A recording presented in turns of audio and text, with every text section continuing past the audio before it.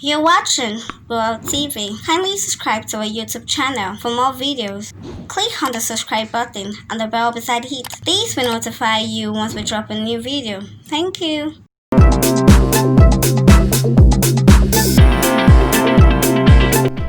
Veteran actor Prince Adewale Elesho, President of Association of Nigerian Theatre Art Practitioners. Known for his advocacy of promoting values and the cultural heritage of Nigeria in Nigerian films.